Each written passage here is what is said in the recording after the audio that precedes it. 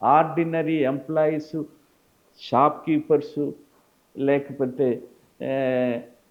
ఇండస్ట్రీస్లో తయారు చేసే ప్రొడక్షన్కి సంబంధించిన ఎంప్లాయీస్ మాదిరిగానే now working journalist is employee called working journalist, that's all.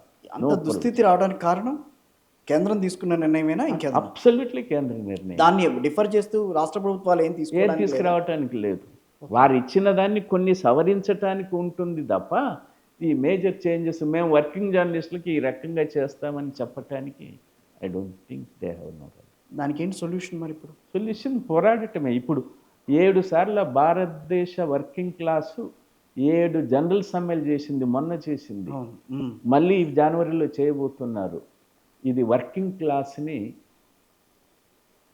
హక్కులను, సాధించుకున్న హక్కులను, పొందుతున్న హక్కులను కాలరాయటంతో పాటు కార్పొరేట్ సంస్థలని, యాజమాన్యాలని పూర్తి సర్వ హక్కులు తొలగించడానికి. ఇదివరకు 100 మంది ఉంటే చట్టాలు, ఏదన్నా 100 మంది ఉద్యోగులు పనిచేస్తున్న పరిశ్రమలో ఇష్టం లేకపోతే, లేకపోతే వేతనాల మీద ఏదైనా గొడవ జరిగితే నేను దీన్ని మూసేస్తున్నానని చెప్పటానికి గవర్నమెంట్ దగ్గర పర్మిషన్ తీసుకున్నాను. ఇప్పుడు 300 మంది ఉంటే తప్ప ఆ పర్మిషన్ అవసరం లేదు. సో ఇంకా 100 మంది కాదు, 150 మంది కాదు, 200 మంది ఉన్నా కూడా మన న్యూస్ పేపర్ ఇండస్ట్రీలో ఎవరైనా ఉన్నారా 300? లేదు. అంటే hire and fire left it to the owners.